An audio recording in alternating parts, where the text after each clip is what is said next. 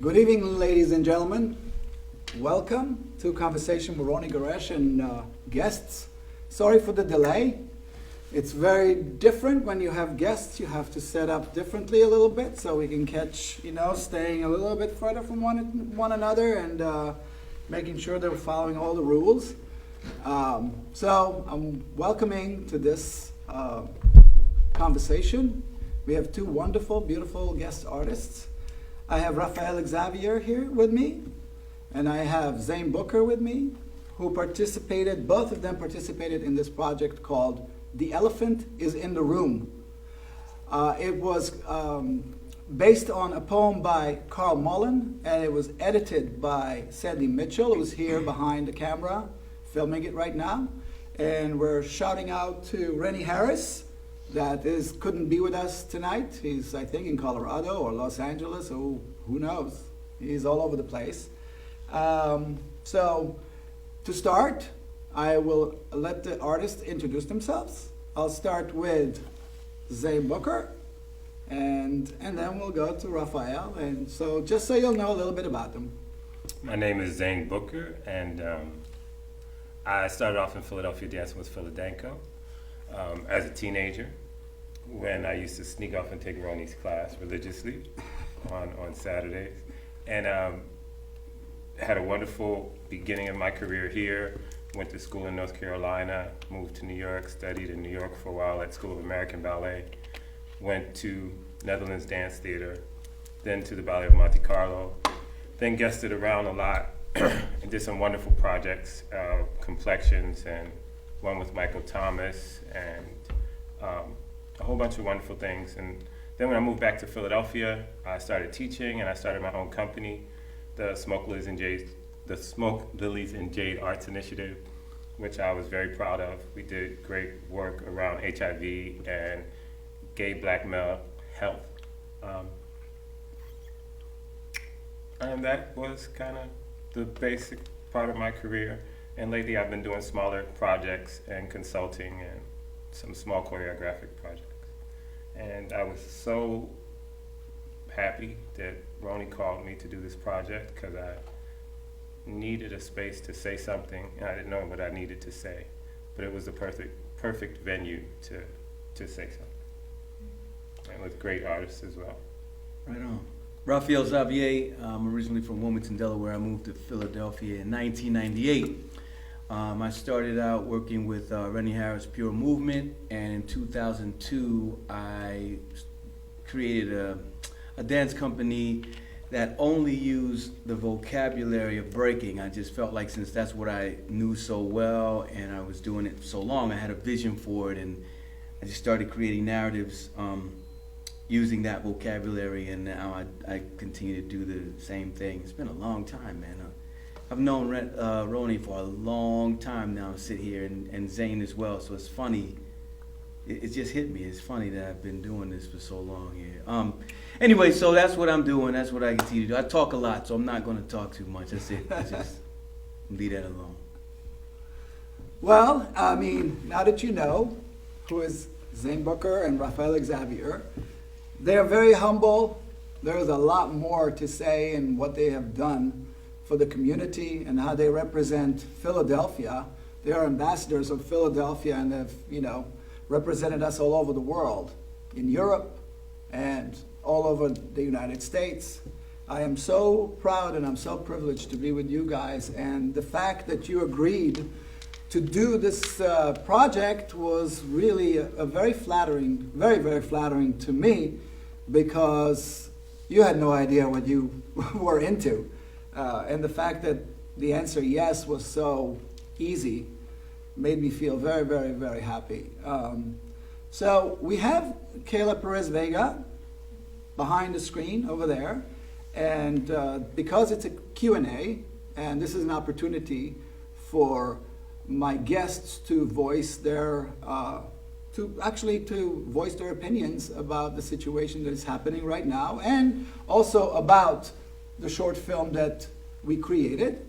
So I'll hand it to Kayla, and she will ask the questions from people who put them online. And if you do have questions right now, you can post them online and we will read them, and we will take it into consideration and try to answer them as best as we can.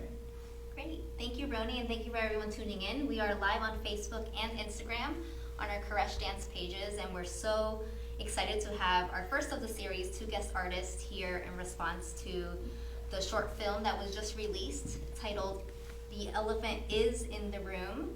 For those who did not get the chance to see it, it is on our Facebook as well as on our website page. So kind of to kick off, I would love us to introduce the series. Roni, if you can just speak about what compelled you to start this film project specifically, and then the artist you chose. Well, I mean, the answer is very simple. I was bored to death. And I needed something. I needed an outlet for my creativity. As you guys know, all of us are just kind of in a whole new field of expression, because there's no stage for us right now, and we usually use the stage as a podium for ourselves to express what we feel and what we believe in, and create a dialogue with audiences. And right now, it kind of shut down a little bit, and we need to wait. But we are creative, and we have to find different ways of reaching people and continuing doing what we're doing, also to stay relevant in the dance world and in the arts world. We're not going to give up. We're going to fight for everything that we're doing. So I have a very good friend who's brilliant, who I've been working with him for so long, Carl Mullen, the voice behind some of the work that I do. He usually guides me through the maze of possibilities of what I'm creating. And I asked him to participate in this project that I had in mind. And so we did the first one. It was called 6 Feet Apart, which I did with my dancers and Sandy. And it was really successful. It was a lot of fun, and it had a poignant point to it in the end. And then the second one was when the whole thing with George Floyd happened, this tragedy, this awful thing that happened. And that night I was watching it and I was in shock. And I didn't know what to do. I knew I wanted to say something. I could scream at the TV until I'm blue in the face, but that's not going to do anything. I could talk to my friends, and it stays just within us. It needed to go elsewhere, and I knew that I needed to have a podium, not so much for just myself. I needed for my friends who are African American, who are black, and who have been going through this experience since they're babies, and many, many years prior to that. So I called Carl Mullen and I said, the poem was originally called Killing George. And the next morning I got this wonderful, wonderful poem. I don't know if it's wonderful, poignant, disturbing, realistic. And I was shocked. And I said, okay, we have to do something with that. He called it The Elephant Is in the Room, which made sense to me. And so immediately I called, Zane Booker, RAPHAEL Xavier, and Roni Harris. And they all immediately consented to do this. And all the rest is history. I mean, so, yeah, this was the beginning. Yeah, thank you for that. And at this moment, I would love to open the floor for RAPHAEL and Zane. Upon being asked to collaborate in this work, I know this is obviously an issue that has not been just relevant now, highlighted now, but it's something that we've been dealing with for decades and century. What about this opportunity made you say yes, or what did you feel like you wanted to portray in this work? Are there images? I know you guys both were featured in the film. Kind of your thought process in conjunction with the poetry. What did you want to say through movement? Well, I mean, immediately, Roni asked me, if I was interested in, and I just said, yeah. There was no hesitation. I respect what he has done over the years. I admire his work, and I just thought it'd be great to be part of one of his ideas.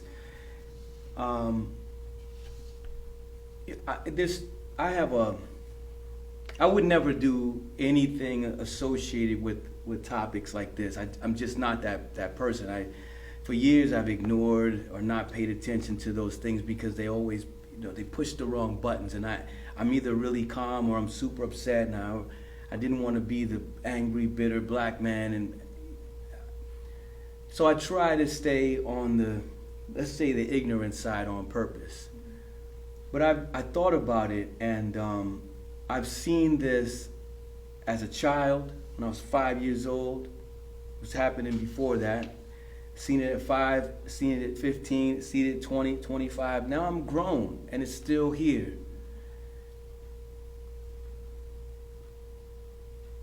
I don't even know how to explain it. It just seems like it's always going to be there. It has always been there.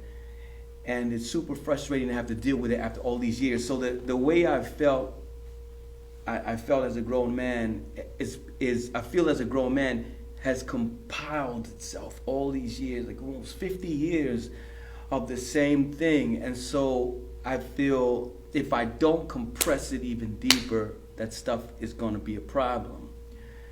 So when Roni asked me, I thought this might be the moment when I can actually begin to deal with it, right? And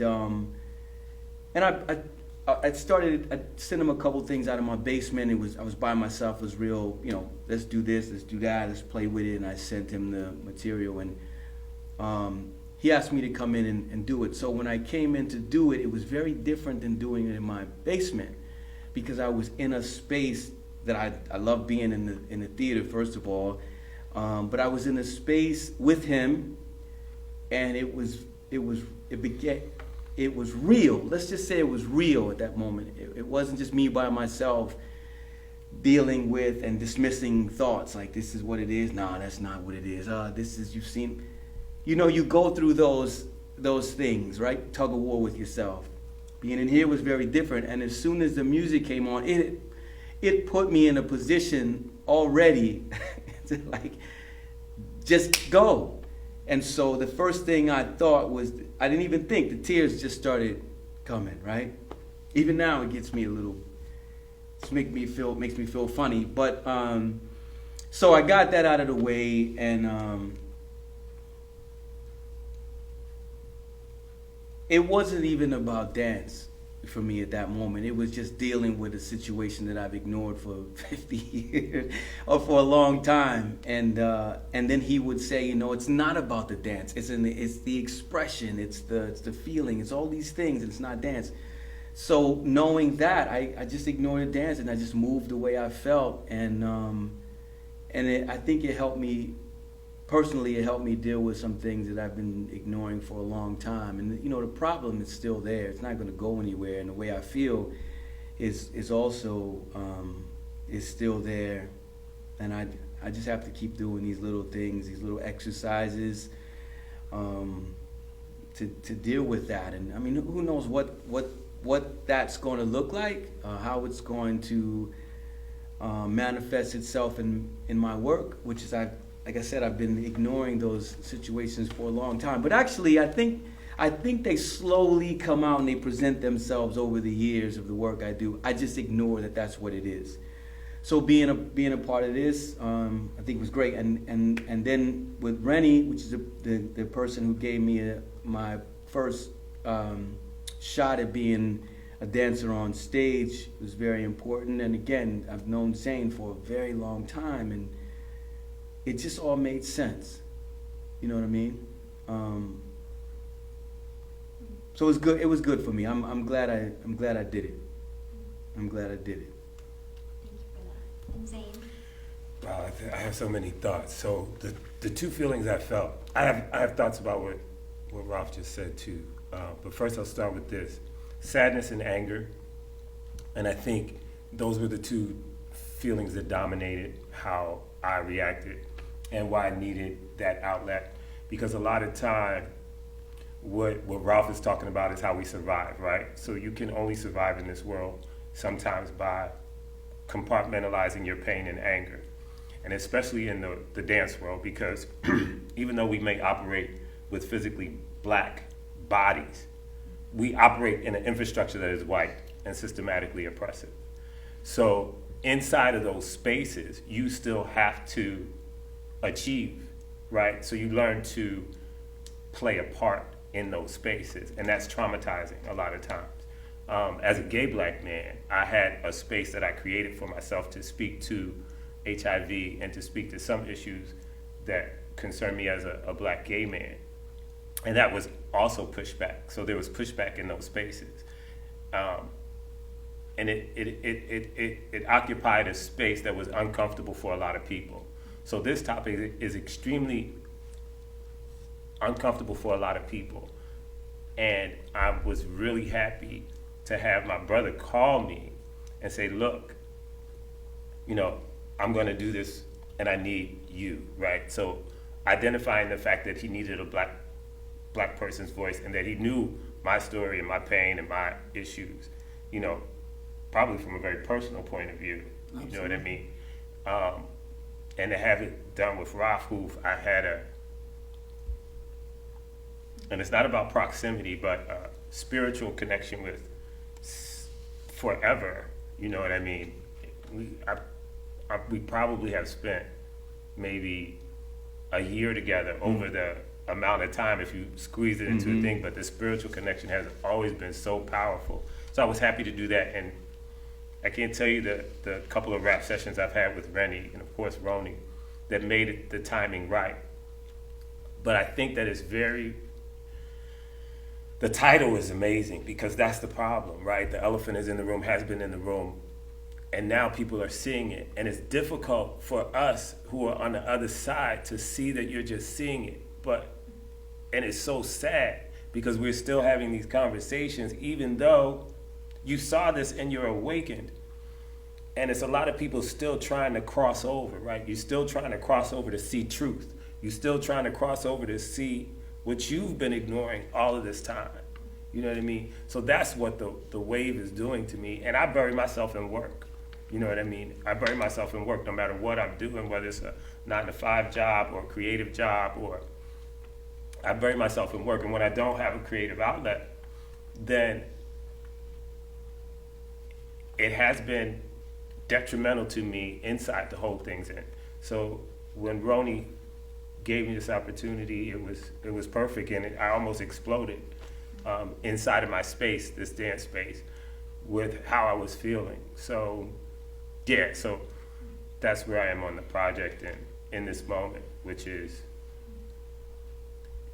monumental. Like if I don't know if you guys listen to Dave Chappelle.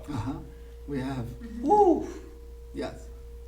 Like he Did the he same brings thing. it all together. He Yeah, brings did it the all same together. thing. Yeah, he did the same thing. Yeah. He couldn't express himself because he felt like he was insignificant. Right. Almost. It wasn't his podium, and then suddenly it just erupted. It just erupted. You know, when he did his, skit, it was incredible. Incredible. Just the way he put the things together, the way he tied his ancestry into slavery, into this moment, into how he sees the moment, into comparing the cop, the cop that was trying to do the right thing, black cop, Yeah. got excommunicated from them, was an ex-military guy, felt like he had, and this is the thing, when you actually let yourself feel it, that's the place you go to. Right. Like if you let yourself feel all of the atrocity and the pain and the stuff that happens, like that man fought for the country. He was in a situation where he saw another cop do the wrong thing, Downer, I think his name is. They pushed him out, wouldn't let him get another job. He couldn't get any judicial,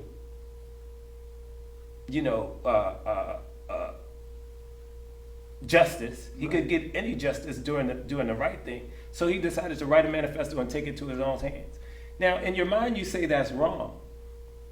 But you have to think about all of the things that he did right. I do everything right. I do this right. I do this right. I do this right. And I still can't get justice? So now, this is the way I take it back. The same way that you show me that this is the way to take it back. You taught me to do this, right? You put me in the military. You taught me when folks aren't doing right and they're not seeing seeing it your way. What you say is the moral way. You showed me this. And then You take it showed me away from this. you. Yeah. You showed me this. So now I explode into this thing and I kill 9 cops. And you can't understand where this is coming from. And that's what blows my mind. The elephant in the room. You act like you can't see it. I can see it. We all see it. But it's incredible. Wow. Thank you for that. For those, we have a lot of people tuning in, a little late, but we're glad you're here. Once again, we're here in conversation with Zane, Roni, and Raphael. We welcome your questions. We have some questions coming in on Facebook. I will address them shortly. I would love to address some questions that we've gotten in advance. This is in response to the political, like the climate right now, but also the short film, The Elephant Is in the Room, which is on our Facebook and website page. This next question came from Instagram, and I would love to kind of a topic umbrella of conversation. So I would love to see where this discussion goes. And it reads, this is from Mike Mia on Instagram. She would like to know for us to speak about the Black aesthetic and what is considered traditional white dance. And I know you kind of spoke about that, Zane. The Black aesthetic and what is considered the traditional white dance. So whether a response or your personal experience in that. So this conversation is really interesting because in America, this question is rooted in a conversation about opposition, right? So we live a life of experiences as it relates to the situation that we live in, which we call America, this experiment, right?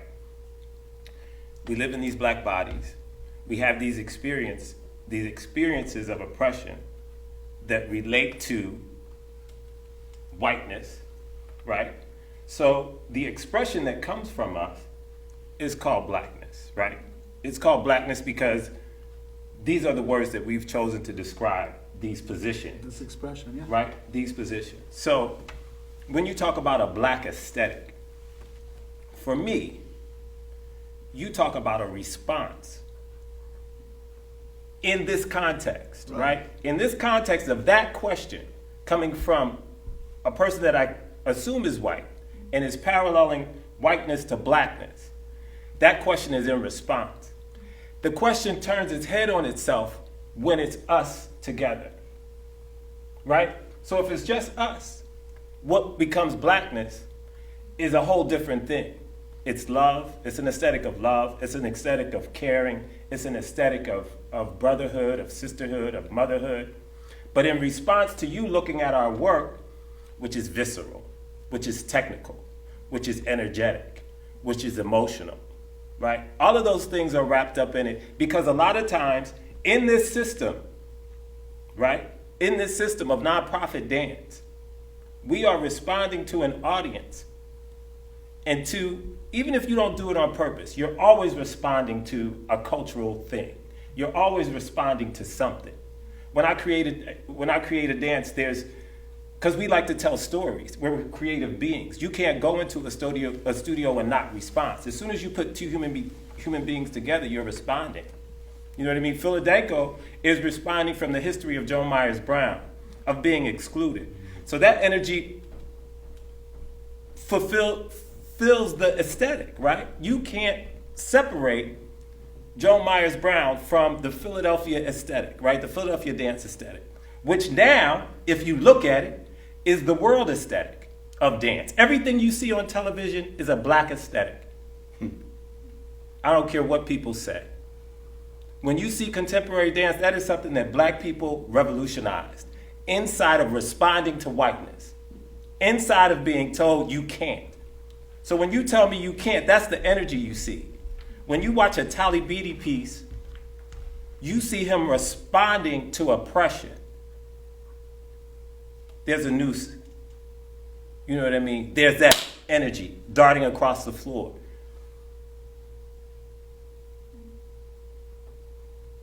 So the black aesthetic in relation to a white aesthetic inside of a system is very different than something that is personal in the way you see it.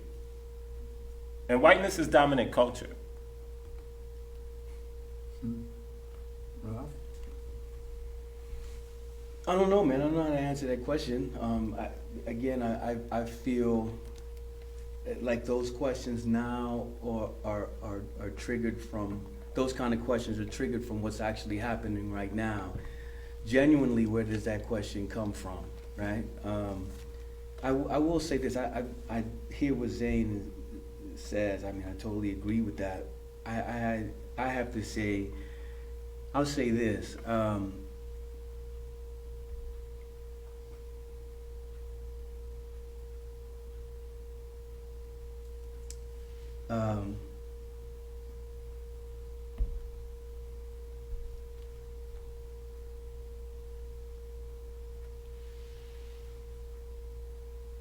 Damn, I can barely.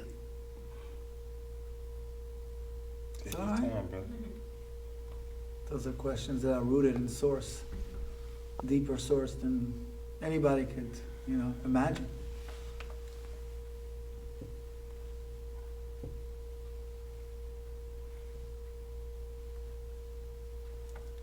Keep going. Next Well, question. We are experiencing, this is real conversation, deep conversation, difficult conversations, and you can understand the passion, you can understand the pain, you can understand the results of these conversations when you hit a chord that is so important and is what makes us tick. All those experiences, when you're confronted with them and when you're dealing with them, can cause a lot of pain and almost inability to express yourself. I mean, if I could just kind of put 2 cents into this, I'm not a black man, I'm not a white man, I'm a Jew, I'm from Israel, a Yemenite Jew, so I'm 2 fingers from Africa, so I don't know what it makes me. A black man. A black man. But I can tell you that from understanding what Zane and Raphael was trying to say, for myself, I can only say that everything that comes from us, from inside us, is based on source and reason. So if you go back into your background years, centuries upon centuries ago, if you connect to that line, what will come out is an expression. And the expression is really, if you're a black man, that's what's going to come out. If you're a white man, that's what's going to come out. Now, I think a lot of us know that artistry, really, a lot of it is based on pain and experiences. And the more pain and the more experiences you had before, what will come out is a lot more potent and a lot more relevant and a lot more essential.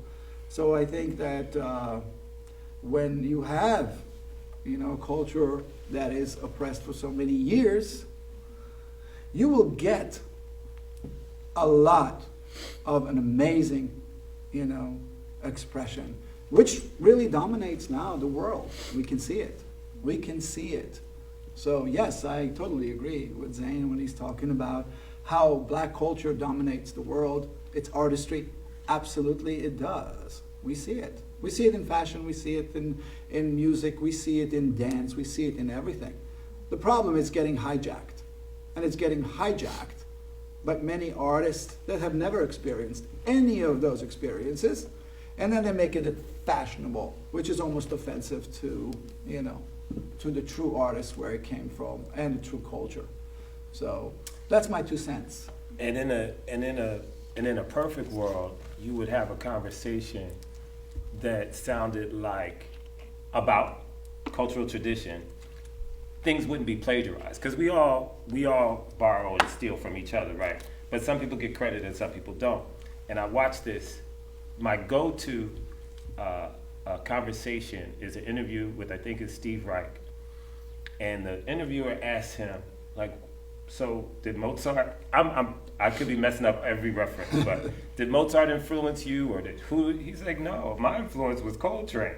My influence was Jackie, you know what I mean? Like Jackie Robinson, fighting, you know what I mean? Like, he goes through all of these black cultural traditions, and I was like, oh my God, I feel so. Thank you. Yeah. Yeah, thank you for saying that, because that's what the pain is, right?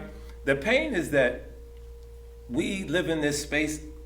Can you imagine living in a space where somebody was telling you didn't exist all the time?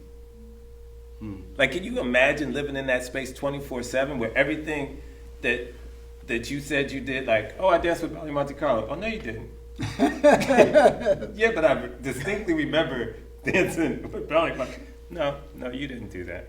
No, that wasn't you. That was somebody else. Can you imagine, like, years and years of things that happened and were erased and happened and were erased, and you never get Credit. You live in this space where only you and the other person sitting across from you realize that you're being gaslighted. You know what I mean? So the trauma, and we're not even talking about the police thing. We're talking about in the cultural context of dance, right? And the cultural world where these things are happening as well, which is just as violent. You know what I mean? So. All right, let me try this again. We got Ralph back. Let me try this again. You know, as a breaker, I started breaking in the 80s, and it was something about it that just kept, I was just driven and attracted to it.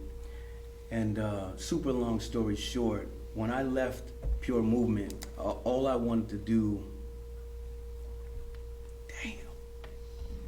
It's okay. It's okay.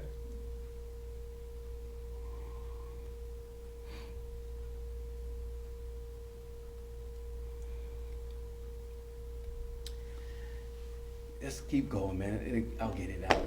Well, we can move on to the next Yeah, comment okay, and then good. come back. Yeah. Again, it's very emotional. Very emotional, and thank you, Xavier. I think there were some questions geared. People would love to hear more about your voice and your impact in the Philadelphia community, in the breaking community specifically.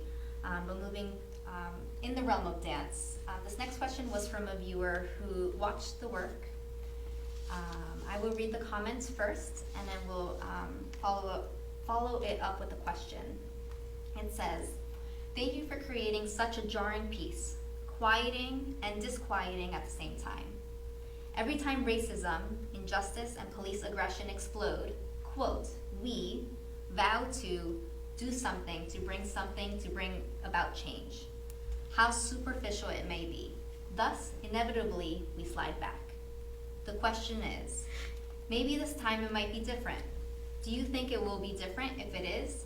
How to this time it will be different? If it is, do you see the roles in the arts and for this conversations of the performing arts in keeping these conversations going?" So kind of loaded question, but basically it's very, you see it in social media, you see it in the news, it seems a relevant topic now. What does it make it different now than a few years ago when it was on the news? Or is it any different? How do you feel as a black body in space? I think the question is almost, is it ratings? Great ratings right now? Right. And it's going to go away? Or what's going to stay? Is it going to really make a difference? And I think to you guys, how is it going to change the art that we do? And is it going to help? I hope that I'm 52, so I hope that the young people that have the energy now keep fighting. I hope that they stay in the streets. I hope that if every time somebody gets killed that they tear the world up, and I'm gonna say it, because we're not understanding anything else. We don't understand anything else. We wouldn't let Colin Kaepernick kneel. We wouldn't let the biggest stars of the world protest in a way that was fair and quiet. And so now we get this, the revolution is here. And not that I want people's property to be damaged or things of that nature, but I want us to understand the relationship between 400 years of oppression, and you see it in us. You see how much pain is caused. You know what I mean? And killing somebody on a public square. You know, imagine if that was the effect that George Floyd had to us is like seeing somebody get their head chopped off in public. Yeah. That's the effect that it had on white people's consciousness, right? Because black people have been fighting since the inception, right? And so if history doesn't do it, if conversations don't do it, and I'm not advocating violence, I'm not saying that, but I'm saying that the force of our next moves has to be so strong that we don't go backwards. History tells us that we will go backwards, right? We may make some progress, but we will end up going backwards because that's the nature of this country. We have ideals, and then we have greed, basically. Greed for power. And folks who want power stay in power. So they're going to keep pushing back. They're going to keep trying to brainwash us and push us back and tell us these things are happening and tell us that there's no police brutality when we see a man beheaded in a public square. They're going to try to do that. So I hope that these kids find a way to be effective, powerful, and to keep the change in the forefront of people's mind. And it's not going to happen overnight. Just like COVID's not going to go away overnight. You know what I mean? These things that have happened, and I listen to a lot of podcasts. I listen to Karen Hunter. I listen to Dr. Carr. I listen to Mark Lamont Hill. I listen to these guys who are, you know, social critics and historians, and people who I respect. And I hope it doesn't go away. I hope it's not a fad. You know what I mean? Culturally speaking, I think we're going to do what we do. You know what I mean? Because it's the only thing we know how to do. We're going to do it with 2 cents. We're going to do it with $10. We're going to do it with $100,000. Right. We're going to make art. So art is not in jeopardy. You know what I mean? If we do a dance on a sidewalk, if you call me up and you say, I don't have no money, but we're going to do a performance in Rittenhouse Square. Dancers and artists show up without money. So we're not in jeopardy. So don't get that twisted. We just have to remember that we have a voice, and we need to create spaces where people can cry, right? We need to create spaces where people feel safe to let emotions come out. Yeah. Because what happens when those emotions don't come out and you don't have these safe forums where it's an art world, where dance, where you can see a painting, you know, why is it that in conversation we have to be one way, but with a piece of inanimate art, you can be yourself. You can let emotions flow. That's because it's not threatening. It's not threatening, right? It's not threatening. You don't feel like you have to be this thing in this space. So I feel at home, I feel safe, and I think a lot of artists who I know and around the world are ready to be present. You know what I mean? We're figuring out how to be present in this space. As you see the thing that Hope did with Haley, yes. That was beautiful. Yes. You know what I mean? See a lot of work out there. You see a lot of work. You know? Yeah. We're going to respond. So I don't think especially all you gotta do is pay your phone bill. Like, and mine's is $33, so I'm good. You know? All right, let me try this again. I'm gonna have to act like I'm in a performance mode so it can come out. So let's go back to the let's go back to the black aesthetic thing. So listen, I'm a breaker. I've been breaking since 1983, and all I wanted to do was just get people to see that this form had some kind of value. When I left Pure Movement, I stopped popping, locking. I stopped all of the dance just to focus on this because I felt there was a value there as a black dancer doing black dance in a way that no one's seen it outside of its street form. So I focused on my stories and what was relevant to me and why I was doing this particular form. So I told those stories that were very personal, not realizing that there was a blackness in it. There was this black aesthetic. When you think about, you know, Gordon Parks, Ossie Davis, Melvin Van Peebles, William Popel, those cats were doing stuff for the people. They were breaking boundaries. Melvin Van Peebles had to go to France because they wouldn't let him make films in America. The white people kept him from doing what he was doing. He went to France, became, a god in the film world there. They sent him to America, as a delegate of French, as a French filmmaker. He had to go away in another country to come home and be something else as a black man. And Yeah, like all jazz musicians. yo, man, that's a problem. That's a problem. When I left Pure Movement, I kept hearing the presenters, we don't need another Roni Harris Pure Movement. I was the only one doing what I was doing.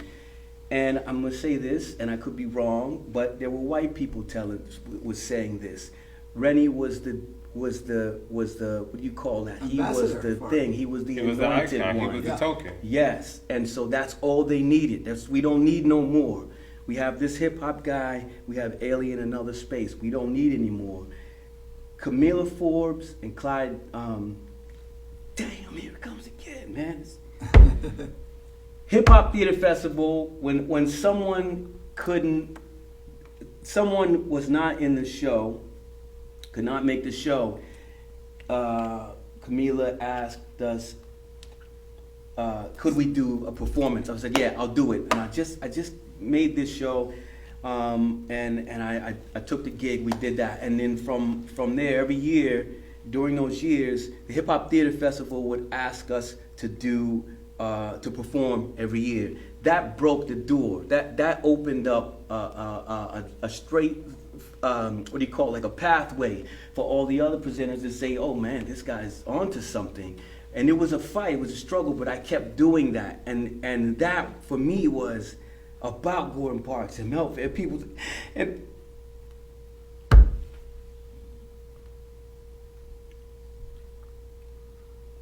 We love you, brother. That is the struggle of how he got here. that's why I love this dance so much and nobody gets it. It's black fucking dance, man, and it's just, It is. anyway, we just gotta keep, Let it out. man, all this stuff, all this shit that's going on now is not new. And I've ignored it, and I changed the way I name things so white people weren't afraid. Not saying what the work I was doing was black. It was just to get the fucking work sold. To open the door. You know what I mean? And so now I make stuff, I make these things, and they're sprinkled with these little hints of blackness and black.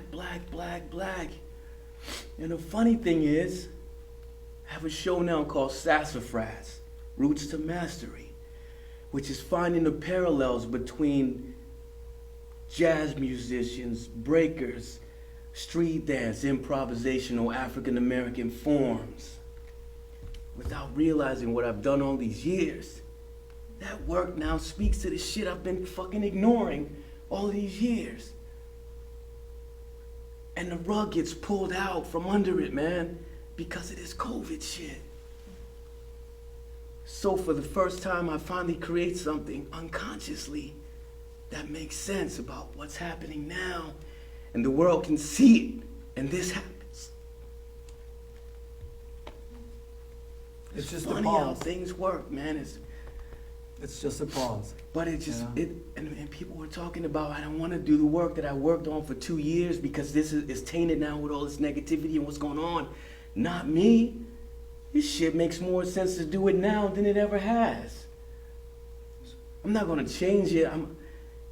I'm just going to make it more powerful. And now, all the times that I've ignored all of these things, this is the work that I need to put all of that in.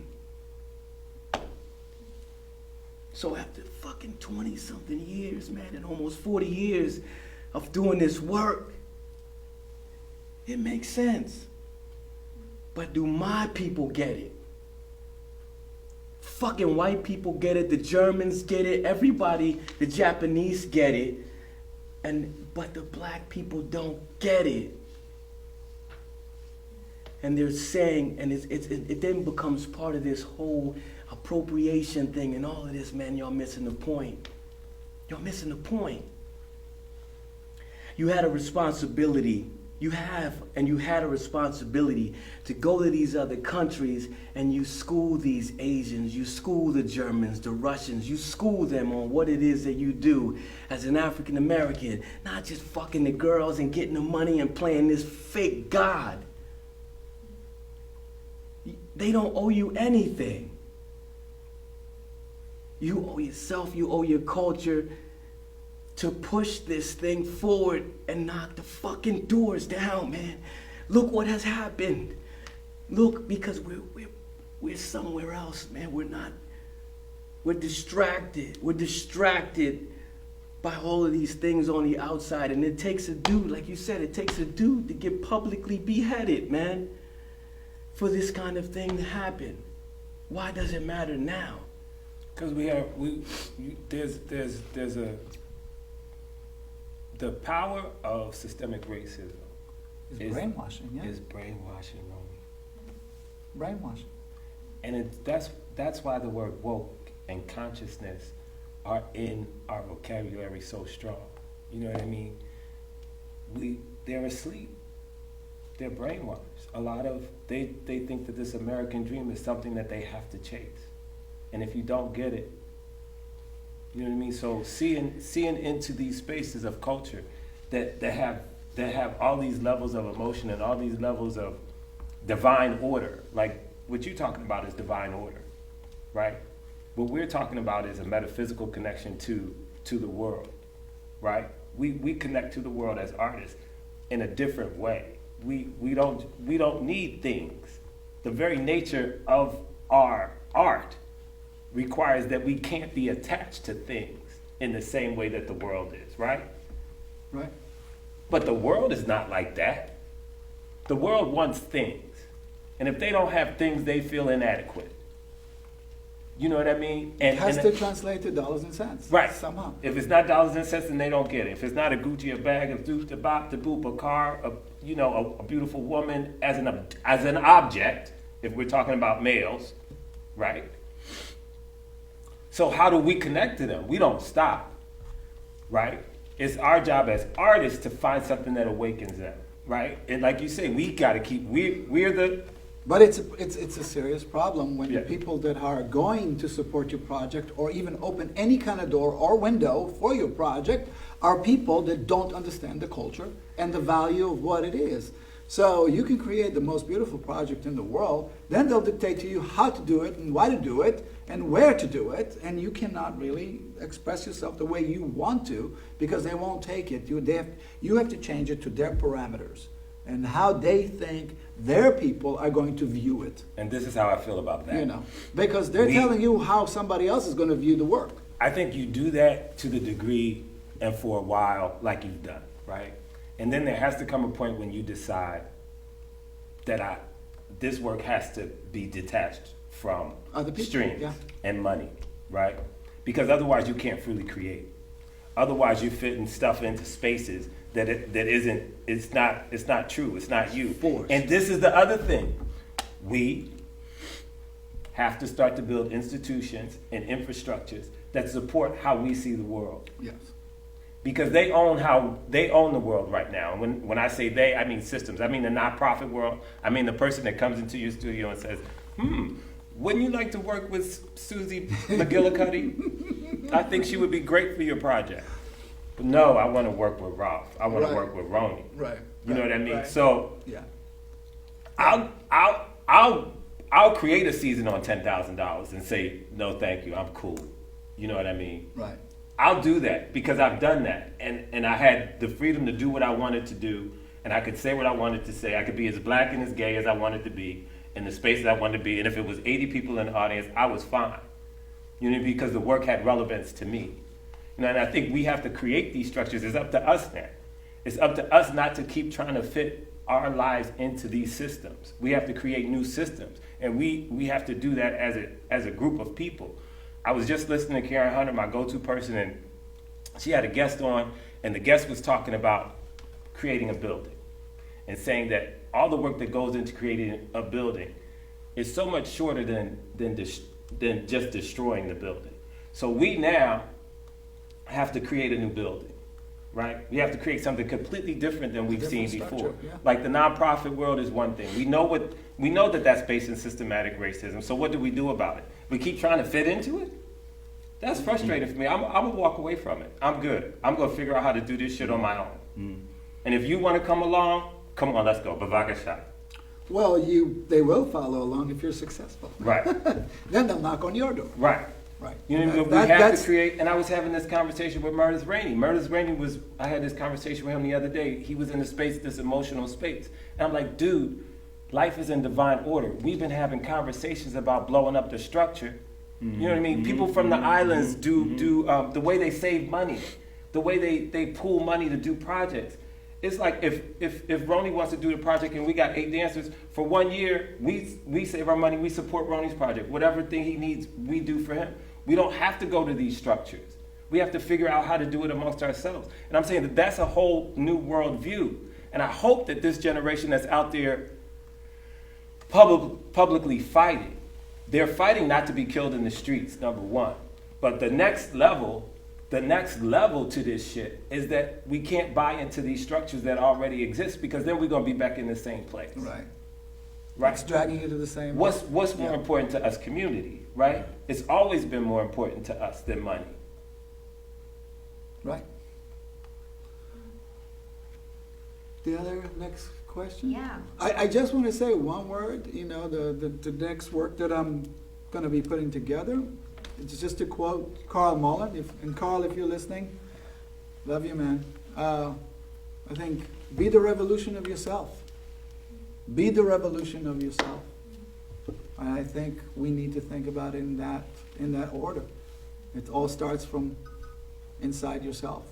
And it will be infectious to other people. We have to stand strong. Artists always stand very, very strong. We're not going to be swayed. And I think that's why a lot of people are envious at our position, but because we're willing to take very, very little for so much that we put out. I think that is the envious of the world. The problem is most people are not willing to do that. That sacrifice is too much. So everything starts really within yourself. Thank you, Roni, and thank you, artists. We just have Kristen here. Once again, this is RAPHAEL and Zane, RAPHAEL Xavier and Zane Booker, who are featured artists in The Elephant, is in the room, but also very esteemed dance artist here in Philadelphia and beyond. This next question comes from one of our dance artists here at Koresh. And we touched upon it in this conversation, but if anyone else wanted to expand a little further or say something a little concrete and reflective about it, it reads, how will the current social and political climate affect your art moving forward? So we touched upon it, but is there, in this process, an action that you guys as artists? I'm interested in institution building. So I'm interested in something that's going to be more like a kibbutz than, a way of thinking about the world. You know what I mean? Yeah. I'm torn, you know what I mean? Because I still want to make sure that I'm not on the streets when I'm 70, you know what I mean? So I have a 9-to-5 job that's going to get a pension, but I'm still seeing past that. I'm seeing that as a stepping stone to do this next part of my life.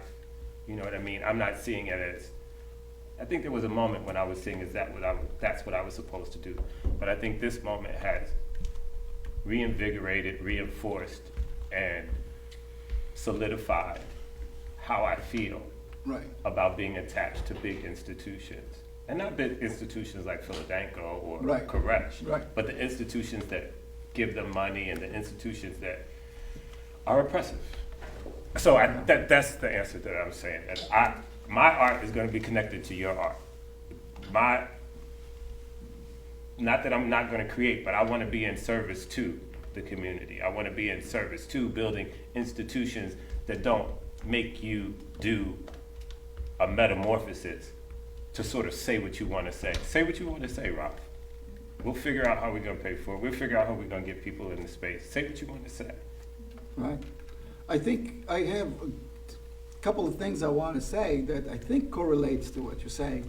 You know, I always have conversations with my brother, Roni Koresh, and he's always talking about that there was a time there was a time, a long time ago, that artists used to get together, musicians, primarily artists, used to get together, and there were like salons, and they hung out together, whether it's a coffee shop or a bar or what have you, and you could see it also with painters back in Paris, you know, they hung out and they talked about ideas, and they sat around, and there was no ownership on any idea.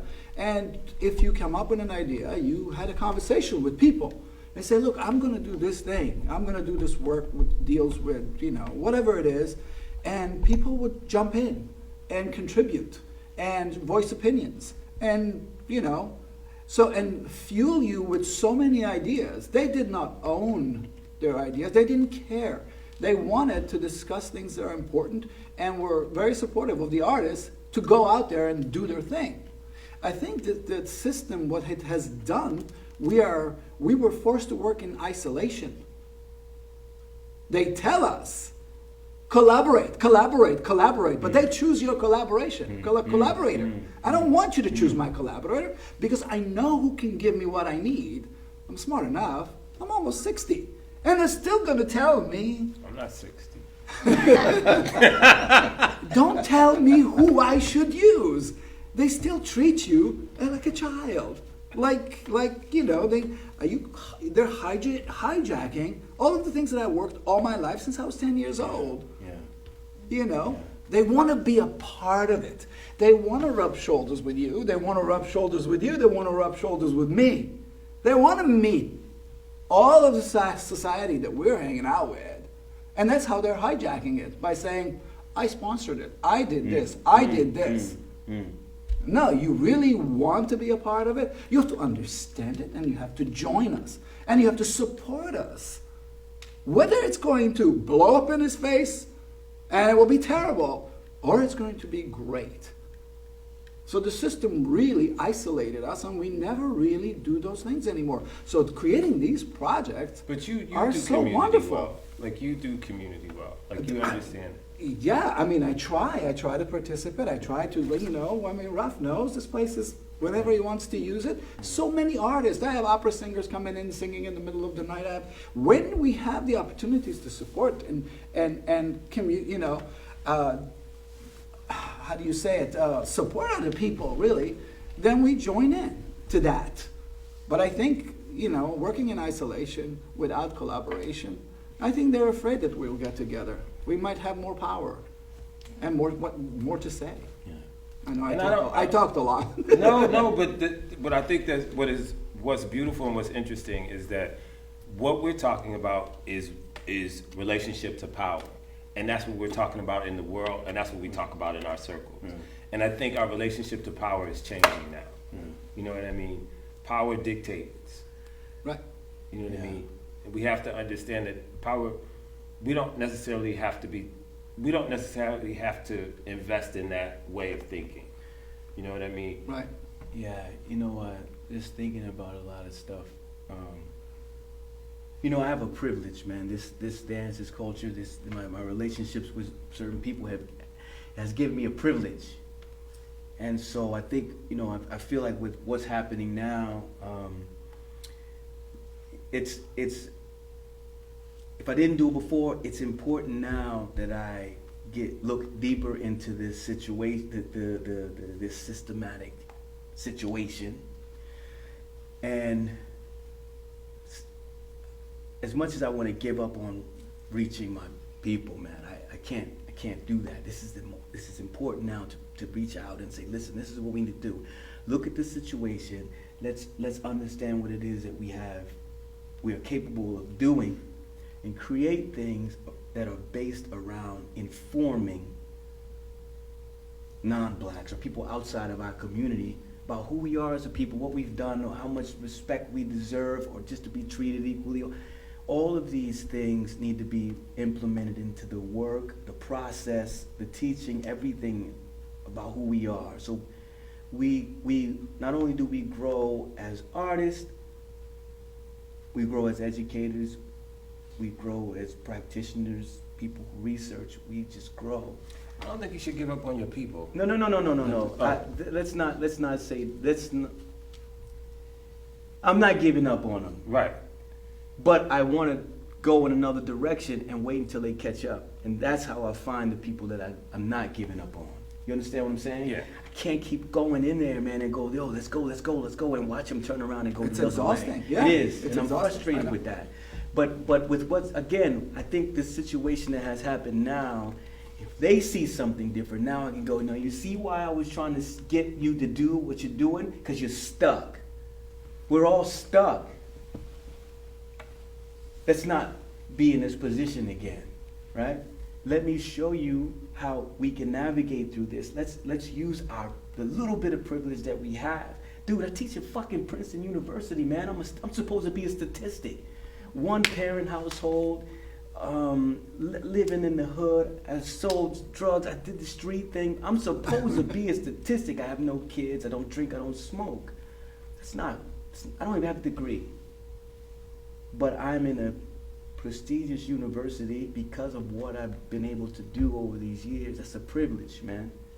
And now I understand that it's a blessing, and I need to use that platform as a tool to teach more, right? To reach out into places that I've been afraid to reach into and pull something in to disseminate this information on a very different scale now. Meaning, it's time to school people for real. Not half-ass it, not just sprinkle it here and there, but get deeper. It's got to be deeper, man. And if the work that's being done now to make changes continues, we will see a major change that will work to our benefit. How does it look on stage? How does it look in music? How does it look in books? What does it look like? Let's see it and make it happen, right? Everything I've operated on has been, I make a joke to people about, the cartoons, they think and then they pluck the thing out. That's how I've always been. I think about an idea and I just reach up and I put it on the table and go, that's what I'm going to do next. Manifest. Yeah, manifest destiny. And it was always like, I don't know if that's going to happen. I don't know if that's going to work. So I was never supported, but that didn't stop me from plucking stuff out, put on the table. That's where I'm going next. Those are the kind of things that I'm interested in doing. Those are the kind of things that I think are important for people to see, our people to see. It's doable. It's possible. We can't let any of the things around us affect us in a way where it can I say debilitates? Mm-hmm. It completely paralyzes us, and we blame somebody for what we don't have. That's over with now. No more, man. No more excuses. No more excuses. Look Right. what happened. Look what's been happening.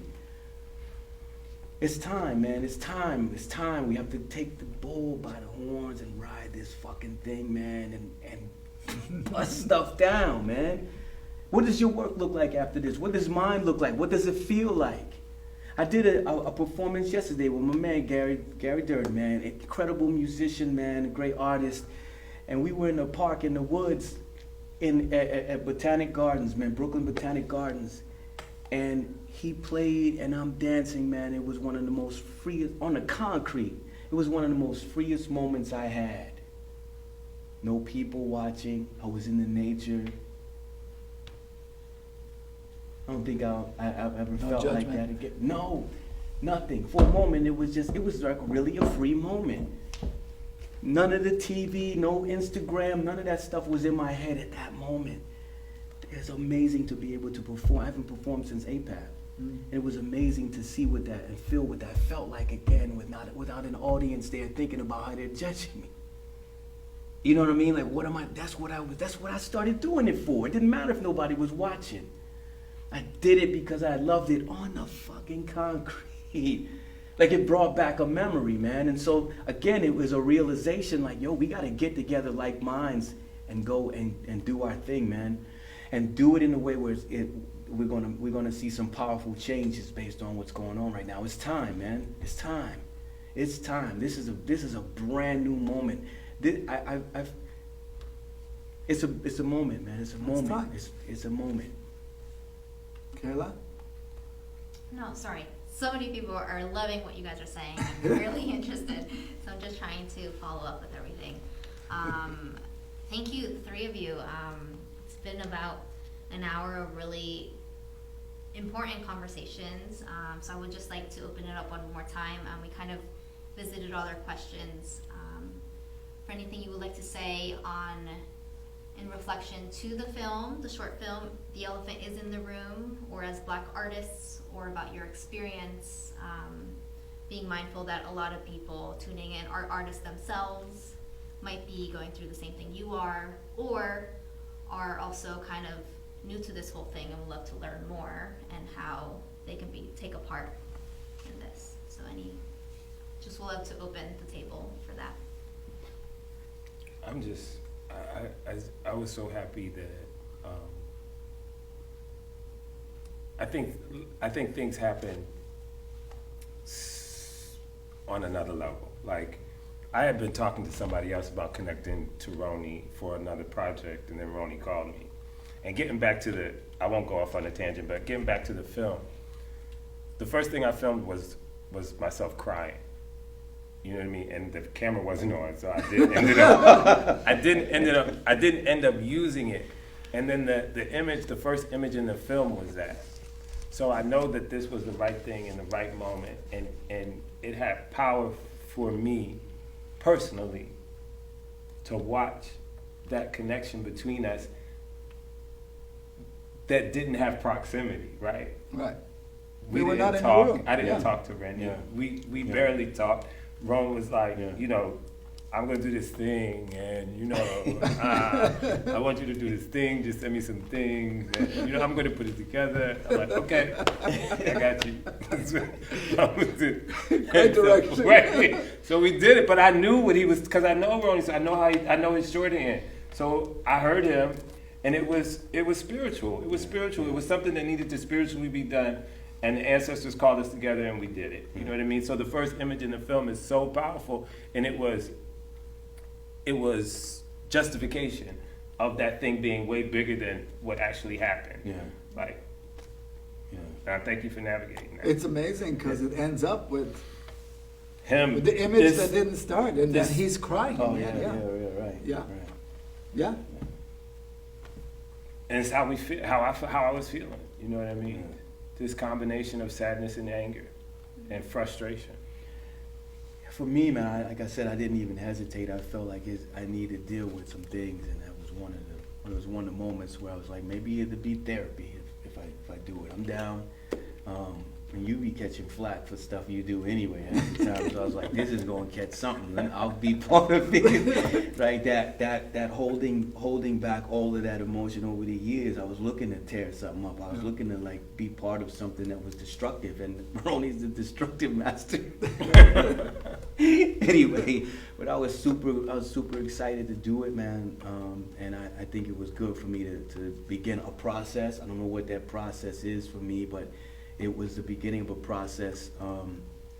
It's a crack in the window. It's Yeah. just opening a little bit. Light comes in, you know. Yeah. Air, whatever ideas slide in. Yeah. I think I have to also say, you know, again, like Zane said, you know, I didn't want to direct it in a sense that I wanted to come from the artists themselves, because you direct, sometimes you send people in the wrong direction and they feel forced. When I saw what Rennie sent, I was in shock, which was so powerful and so simple, where you see a person trying to be somebody else, but you could see the pain and the crying and how difficult it is. I don't want to be that. Mm-hmm. I don't want to be that, but do I have to be the clown?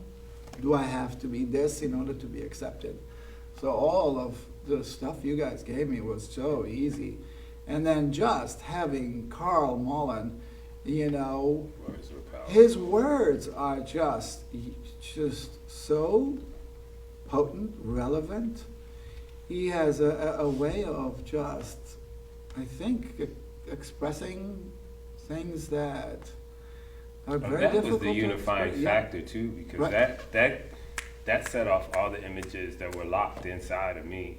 You know what I mean? Listen, and I really only had to listen to it like twice. I know.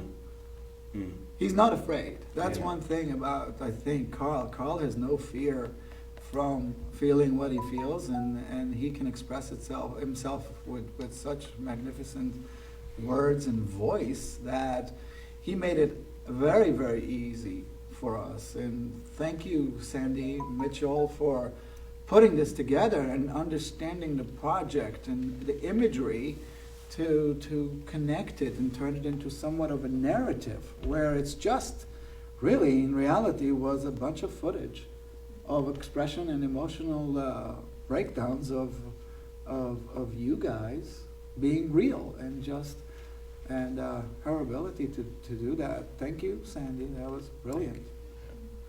And I think It was a pleasure. I'm getting waves from over there. Are we done? Are we? No, no, I just wanted to thank you guys all. We are approaching that hour mark. Once again, thank you for our guest artists, RAPHAEL XAVIER and Zane Booker, Roni Koresh, for being here for this important conversation. We do welcome, for those tuning in later, conversations after, and I would happily send those questions and comments to our artists. So please, we hope that this conversation isn't something that stays here, but it's something that we continue to work and to discuss and to process and to learn and heal together. So I really appreciate our time together, but then also the continued work, hopefully, in all your respective forms of arts and creative expressions. So yeah, once again, I just wanted to thank everyone. We're here Sundays at 6. This one was especially special because we are featuring this short film that is available. It is not going to be taken down. I know weeks prior we're only showing something for 3 days, but this is something, a short film series that will be up on our Vimeo and website page. This is the second of a trilogy, so we look forward to the full experience, so stay tuned for that. And just before we end, Roni Koresh, anything else? Oh, again, thank you guys. Thank you, man. You Appreciate know, it. we're together, we're in it together. No justice, no peace of mind. Carl Mullen. Thank you guys.